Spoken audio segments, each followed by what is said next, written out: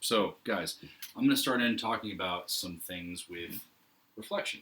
We're going to talk about refraction next, and then we're going to talk about some of the things like diffraction. All right. In fact, we already kind of covered that a little bit. But what I wanted you guys to see is anything that has a mirrored surface, right? And that could be water on a pond, right? If it's a still day, you get a nice reflection off of it. You can actually see yourself in the pond, right? It could be a TV screen, it could be a computer screen if it's not totally roughed up, okay? And it could be an actual mirror, all right? But if you have a mirror, what I want you to see is you've got a couple of things you need to know about. If in fact this is smooth enough to reflect light, and it's not going to absorb it, you have something called an incident light ray, okay? That means an incoming light ray, all right? So you have light shining in on the surface. How is it going to bounce off? Well, the thing you really need to always know about with light rays is you need to know about the area, you need to know about the perpendicular, okay? You need to know about the line that is perpendicular to that surface, okay? You need to measure everything off of it. So when the light ray is coming in, you have to measure the angle between the light ray and that perpendicular that's straight up and down, okay? So when I do this, I get this theta 1, or sometimes they call it theta I, right? That's my angle of incidence, or my incident angle. It's called different things sometimes, but you got the idea, right? My incident angle. What does my reflected ray do? Well, again, we have a ray coming back out because it's reflected, it's bouncing off the surface, right? It's coming in and then bouncing back off because that's what a reflection is.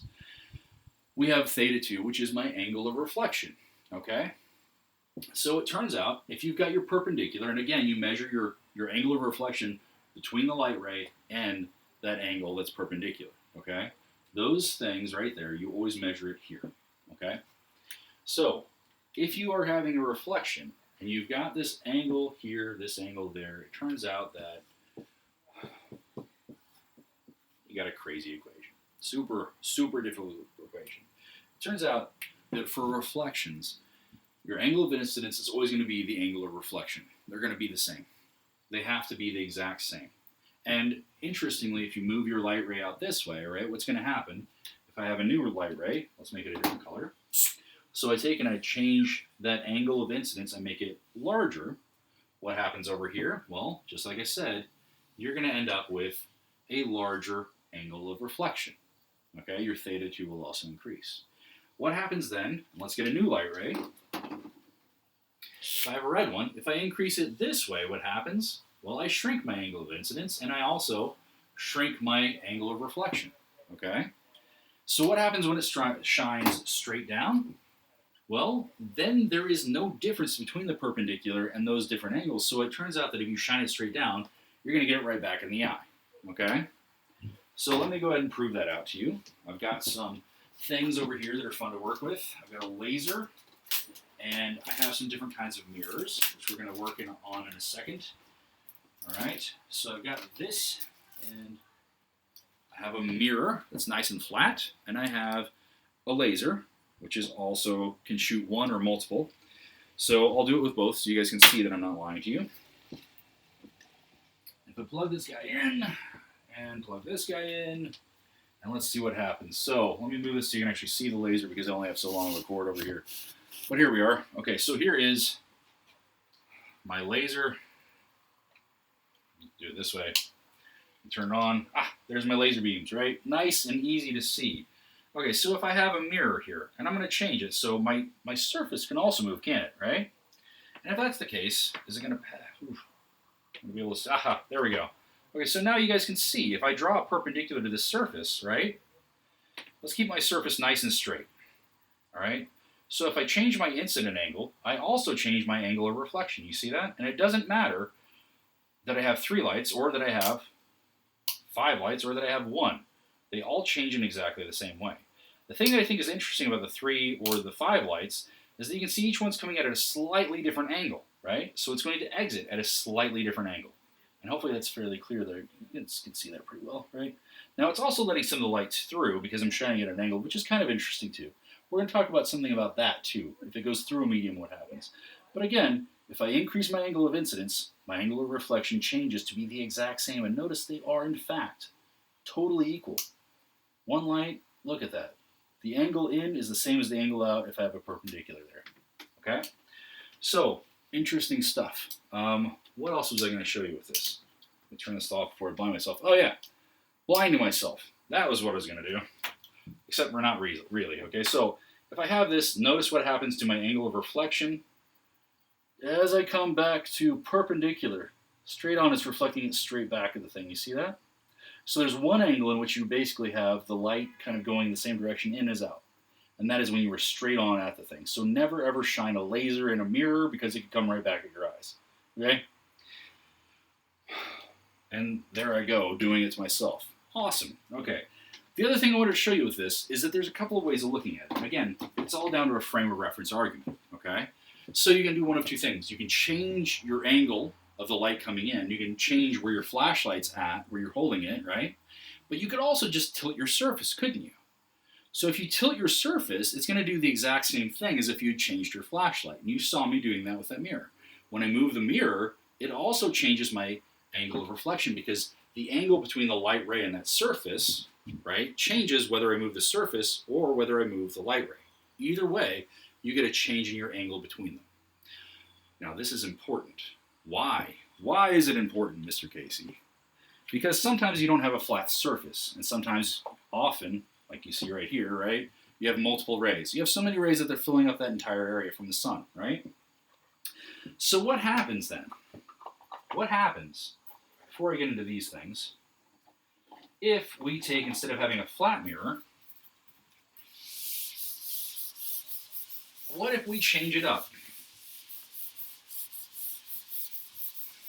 So angle of incidence, light ray of incidence, incident light ray, whatever, is going to be the arrow I draw in, okay?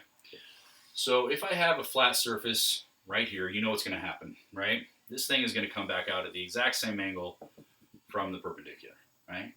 But let's make it more interesting. Let's say you have multiple rays, and we saw what happened with that, and that one's not even hitting the surface. Let me draw that a little better, right? Let's say you have, you know what? Let me also do this. Let me make them different colors so they're a little more interesting to look at, like we did before. So there's a black one. Let's get a purple one and a red one. Those will show up pretty well. Okay, so let's say that we've got these light rays which are parallel and they're hitting the surface, right? Well, it's going to be fairly uninteresting because the angle that they come in at is going to be the same angle that they leave at, right? So for the black one, I'm drawing that theta 1 is equal to theta 2. Angle of incidence is equal to angle of reflection, or angle of reflection. But what about these guys? Well, the same thing would be true if we're talking about a straight surface, but maybe we're not. Maybe, right, for this little area, it looks like it's a straight surface, but over here, it's curving. We've got a curved surface. Well, what happens now? Well, now we don't have a perpendicular like this. Our perpendicular to our surface is now something like this, isn't it? So you've actually changed the angle of incidence because you now have a curved surface. So for this guy right here, and I'll draw this in purple, so I'll make a dashed line. So our perpendicular angle to that surface might be something like this over here, right? So now that angle of incidence has changed, right? It's now a different angle.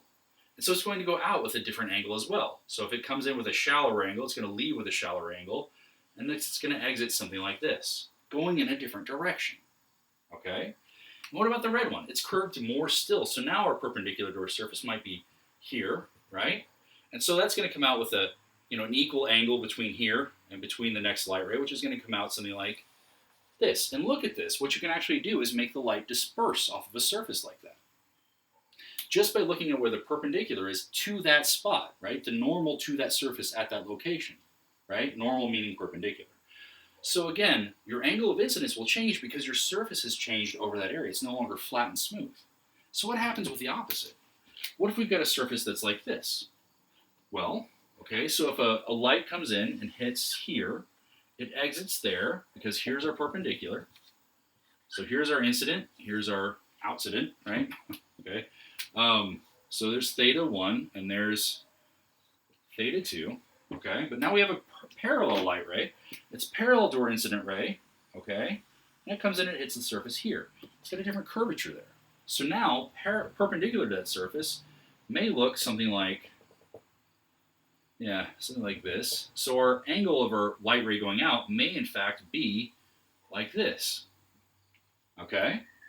And over here, if we have a purple one, still farther out, right? As this one that's parallel,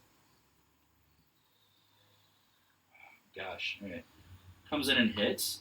Well, it has a perpendicular that looks like this, so it's going to come in with another light ray that's going to come out with the exact same angle. It's going to do something like this. So these have actually gotten, for the most part, closer together, right? And what you're going to see is if they come in from the other side, anything that comes in this way is also going to try and hit, and they're going to try and come back out. And this is where things get interesting. If you have a light ray coming in like this, it's going to come back out like that. You have another light ray coming in. It's parallel to these guys from this direction. It's going to come out, and it's going to, again, hit. And you notice light rays coming from this direction and this direction are going to pass through the exact same spot. And this is the focal point. So now all of a sudden you've taken something that can take incoming light from multiple directions and bounce it up. And because it's curved, just because of the curvature, it can actually focus light into a single spot. So this is cool. So convex mirrors are the ones that bend like this, okay? Convex mirrors. They disperse light. They spread it out. Concave mirrors, and I think of it like going into a cave, right? It's kind of like a little bit sheltered there. Concave mirrors focus light. So let's prove that. Let's prove that I'm not totally full of malarkey, shall we say. All right, let me get a nice concave. We got a double convex on both sides. This is actually a lens. Lenses are interesting too. We'll talk about that more. Hopefully this is a mirror, not a lens. Well, that is a lens. I'll see if I can do something with a mirror here. You know what? We'll make one. All right. So, don't worry. I came prepared. I have a highly technical tool called aluminum foil. And one side is always shinier than the other, so I'm going to use the shiniest side possible. I'm going to make a couple of things here. Let's see if I can do it with one hand, right? Okay, so here it is. Here's my laser. I'm going to make a convex mirror. See if I can. Oh, and in fact, you can actually even see that with the sun, can't you? Look at that. You see that? How beautiful is that? Mr. Casey wasn't lying. I would never lie to you guys. I mean, usually, very much, right? Okay, so I use my mouth. Totally effective. All right, and it's now not the smoothest surface in the world, so you see what that does too. But if I get my, let's do this. Can I do this? Just like show my massive biceps. No, it's still not gonna work. I don't have massive biceps. Let's do it off of my head. There we go. All right, what could go wrong? All right, let me crouch down now because I don't have enough length. Nope, this is totally not working. But okay, I'll try and make the best convex I can, which may not be much, but you'll see. So when I have this, if I take and angle it so you can get it back towards the board, well, you're going to see that first off, it does kind of, it scatters the light because it's not a perfect surface, right? But as I take and I make it more curved, it's going to take and bend those light rays back towards each other, and you end up getting a nice point at which the curvature will take and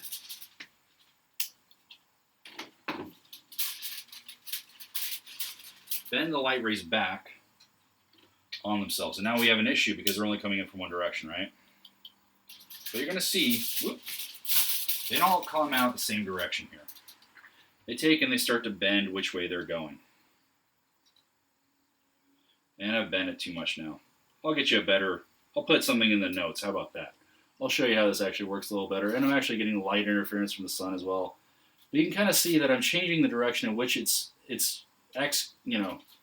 going out by just this thing. If I have light coming in from the other direction, what I can do, and it actually was working better from the sun, I have light coming in from all directions here. So if I take this thing, now the light's gone past me, right? You can see it here. How about this? You can see that it's going to get a little shinier. The more I get it, I can see I'm getting a tighter and tighter beam.